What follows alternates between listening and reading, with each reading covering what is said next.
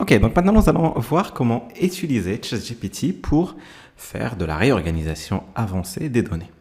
Et donc, on peut utiliser ChatGPT pour catégoriser les données textuelles en différentes classes ou catégories en fonction de leur contenu. Donc, la classification ici va consister à attribuer des catégories ou des étiquettes prédéfinies à des données textuelles en fonction de leur contenu. On peut utiliser la classification de texte pour catégoriser par exemple des articles de presse. Donc, on va avoir des sujets tels que le sport, la politique, la technologie. Donc, en fonction du contenu de l'article, on va pouvoir le catégoriser.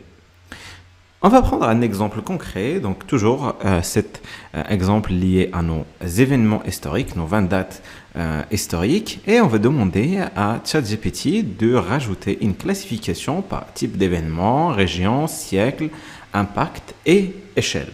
Et on va voir ça dans ChatGPT pour voir comment on va pouvoir le faire. Donc ici, je reviens dans ChatGPT et je vais prendre le dernier résultat que j'ai obtenu, qui est donc cette table avec la date, l'événement, la localisation géographique. Et je vais lui demander d'ajouter une colonne donc, avec le type d'événement. Ok. Bon, là je me suis trompé encore. Je voulais mettre événement, j'ai mis événement. Donc il va automatiquement le noter. Ok. Donc là, le type, c'est politique ou social, guerre, révolution, etc., etc. Donc toujours, par rapport à ce qu'on a vu tout à l'heure, je vais demander de rajouter également la région. Donc pour catégoriser mes événements par région.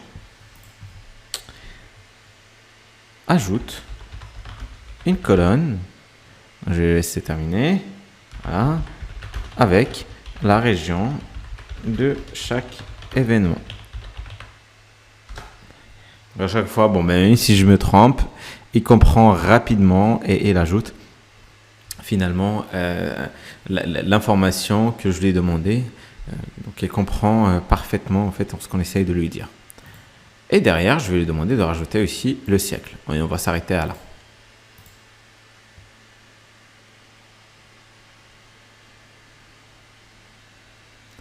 Ok, donc pendant qu'il génère ça, je vais écrire, donc ajoute une colonne avec le siècle, d'accord, hop, et donc là, j'attends à ce qu'il rajoute cette catégorie ou cette dernière classification pour m'indiquer du coup dans quel siècle l'événement s'est déroulé.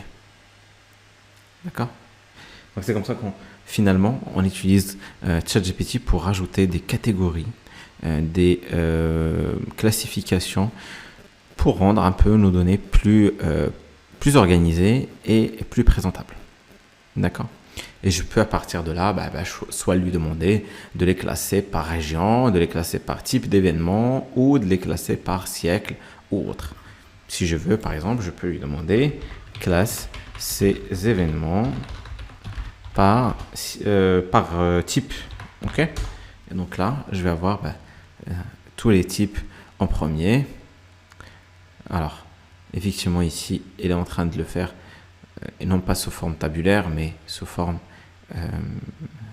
sous forme de texte. Donc, je vais stopper la génération et peut-être je vais lui demander reprends. Je vais lui indiquer de reprendre la table générée précédemment et classe ces événements par type. Ok. Voilà. Donc là, je vais avoir en premier le terrorisme, en deux politique et sociale, exploration spatiale, guerre, etc., etc.